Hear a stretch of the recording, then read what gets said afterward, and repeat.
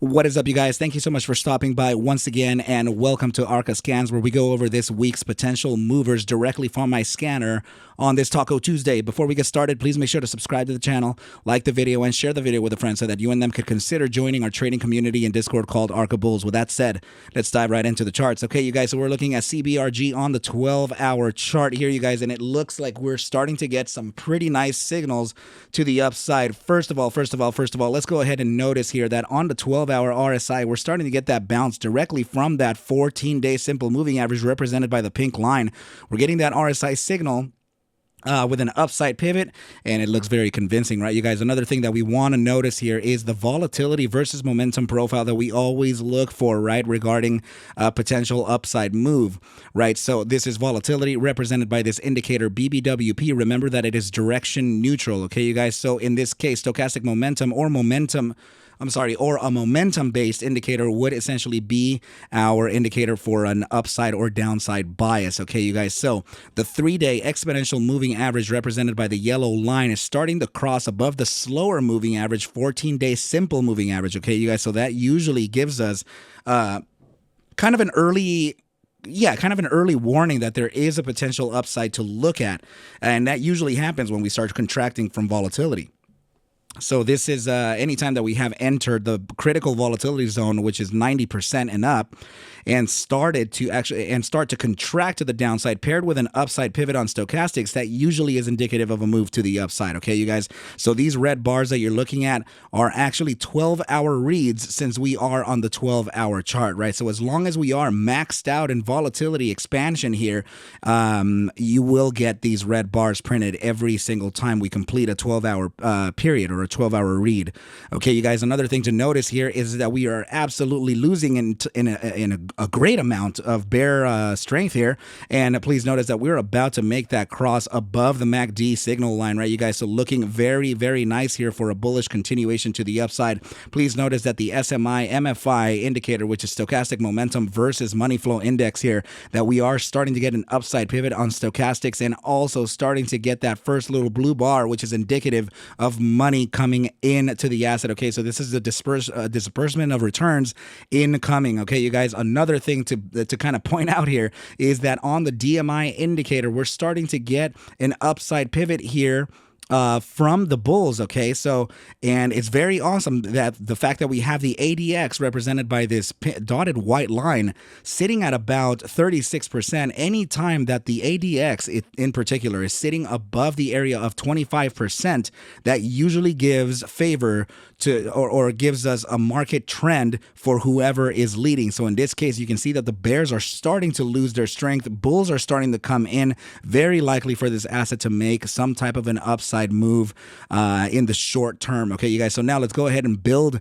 our upside thesis directly from the immediate short-term time frame. We're going to start off just like we always do from that 30-minute immediate short-term and see what we have in store for this asset. Okay, you guys, so I want you to notice here that we absolutely have an upside pivot here from the RSI. The signal is the purple line. Your pink line is actually your SMA 14, your 14-day simple moving average, right? So I want you to notice that the signal is actually very close to the gravitational zone of the bull's weakness percentile. Okay, you guys, so as soon as we jump into this bull control zone here, this asset is actually very likely to make a pretty nice upside move. We're already starting to get indications of upside here using volatility versus momentum, right? So increasing volatility here, you guys, expansion starting, right? Moving average suggesting an expansion continuation, and also stochastic momentum pivoted towards the upside. Money flow index starting to get that little blueprint right over here, and absolutely getting that bullish cross from the bulls on the DMI. Okay, you guys, so we have some DMI support even in the immediate short-term time frame.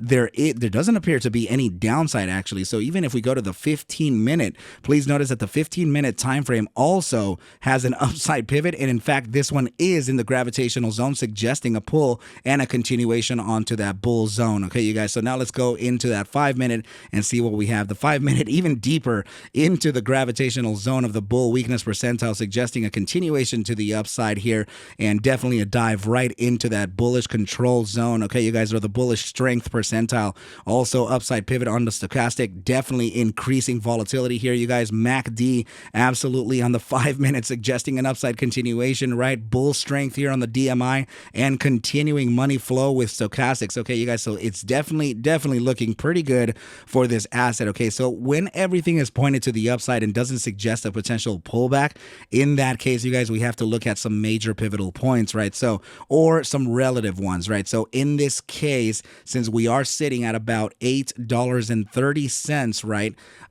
then there could be a resistance top at this range, okay, which we would, essentially is to let the asset run a bit and then face a resistance from a pretty critical point, right? So the critical point that I'm looking at is particular to this gap right over here. Okay, so let's just go ahead and make as tight as we can, right? So yeah, the space between 844 and 855 could be a pretty it could be a nice resistance zone there. But let me just go ahead and measure what this is looking like, right? So 1% to about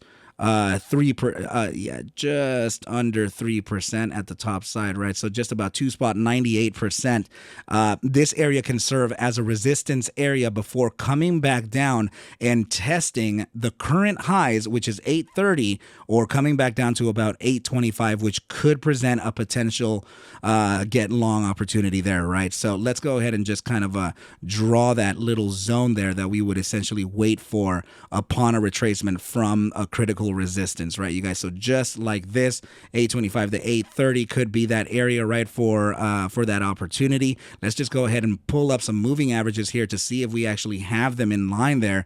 And it looks like nothing is in line as far as the hourly, right? But that doesn't mean that we can actually check. We can't actually check our other time frames, right? Yeah. So please notice here on the 15-minute time frame, we're definitely getting that. We're definitely getting that resistance from the SMA 200, right? 200-day simple moving average on the 15-minute chart, located right at our top side of our discretionary resistance. And please notice here that the SMA 100 is slightly below the area that we're looking at for entry, right? So I would definitely favor still the zones that I'm kind of talking about right over here, right, you guys? So resistance touch here, then a pullback into this potential area here. It could be discretionarily speaking, anywhere between 820 to 830, right, before a continuation to the upside, as every single moving average is suggesting an upside pivot here, even on that SMA 100 slightly starting to get that upside pivot. Okay, you guys, so now let's go ahead and take a look at the upper time frames, right? So now by hourly, let's go ahead and jump into that and see what we have, right? We're going to go ahead and get our averages out of the way and start looking at these potentials. Bounce from the 14-day simple moving average here on the RSI. Definitely an upside pivot here. Please notice stochastic momentum, 3-day exponential moving average, which is the leading indicator, shorter term time frame, suggesting an upside while we are still contracting on volatility. Okay, you guys, that is indicative of a move to the upside. Please notice the upside pivot, very convincing here from that MACD on the buy hourly, right? So everything is looking pretty good. Let's continue on to the 6-hour time frame and see what we have. Okay, you guys, absolutely nice upside pivot here on the EMA 3 versus the SMA 14. Contraction starting, upside pivot on both the signal and the moving average here from the MACD. Increasing bull strength, you guys. It's looking very nice. Okay, you guys. So let's go ahead and take a look at now the 8-hour. And I think we were already in that 8-hour, right? So 12-hour time frame starting to get that little upside pivot from the leading moving average, right? So we're going to go ahead and see how far that can validate. 12-hour time frame, absolutely getting very close to that bullish cross on the MACD, right? You guys, increasing bull strength on the DMI and definitely starting to get some money flow into the asset. Okay, you guys. So yeah, there could be a pretty nice upside to this ticker, and actually. Regarding not a short-term trade here, there could be an opportunity even in the 3-day, meaning that this could even be a nice swing play too. Okay, we are currently sitting at 816, right at the traditional market close. But please notice here that we're building a massive bullish engulfing candle formation here on the 3-day with 18 hours and 34 minutes to close, which would essentially suggest a continuation to the upside here. Okay, you guys, so this in my personal case, I'm not going to hold this asset longer than just a day's session. It will likely not hold this overnight. Okay, you guys, so I'm still very much a short-term trader. Okay, you guys, so yeah, but in this case, let's go ahead and take a look at some potential upside targets now. Okay, you guys, so let's go ahead and take into consideration our previous swing high to swing low print of a fib, right? So I'm talking about the previous 12-hour iteration, okay, you guys? So in this case, we can actually see that there are a few targets to kind of keep into consideration. If we do pull back to the area of about 825 to 830, my personal area would be somewhere around 825 or 823, around that area there. So I want you to notice that 823 just being guessed, like I didn't even look at this myself right now.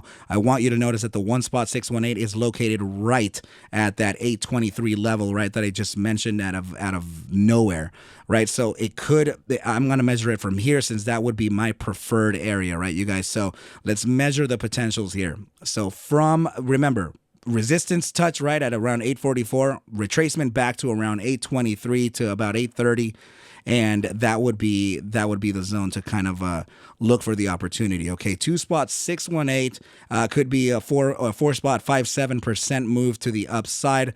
But in this case, you guys, there are some pretty obvious resistance zones that we can look into right over here, right? So in particular, we can actually see a range between this candle here, which is at about 878, about almost a 7% move to the upside, and then compared to the 3.272 at 885, which is usually and very typical for an asset to kind of move, right? So yeah, you're looking at about a 7.5% move to the upside from that 1.618 bottom of 823, right? The next targets we can actually look at is definitely waking up to the area of about $8.98 from my personal zone, right? So in this case, that would now make a move that's just upside of 9%. And now, as far as these candle resistances, that actually has very nice play with the 4.618 at 936. Okay, so that gives us now a resistance range. Okay, you guys, so let's go ahead and draw it just like this as a discretionary target for resistance, right? So somewhere along this here would essentially be that zone to face a pullback from, right? But what I do have to say, you guys, is that if we do get a minimum 4-hour closure of 4-hour candle closure, right? Minimum. It has to be completely clean upside of this area here of 956. This price action would essentially slide right on up to the resistance range of about 1021 to about 1051. Okay, you guys, so it's looking pretty interesting here. Okay, you guys, so now if you are curious to that 4.618 target at 936, well, that measurement from the 1.618 823 long would actually take us to about let's see, a 16% move to the upside. Very fair. Okay, you guys, sometimes it's better to not be overly greedy and expect a moonshot. Better to take some short-term gains, compound that effect, right? Or get the compounding effect and continue your growth of your portfolio. Okay, you guys, so please remember first and foremost that I am not a financial advisor. Take whatever I do show and iterate within these videos as just a form of entertainment, as I cannot suggest for you to buy or sell any assets whatsoever. I need you to do your own due diligence and everything will be cool. Okay, you guys. Now, yeah, but I think that's pretty good to leave off here, you guys. I wish you well, a very, very good night, and I will catch you at the bell mañana. Adios.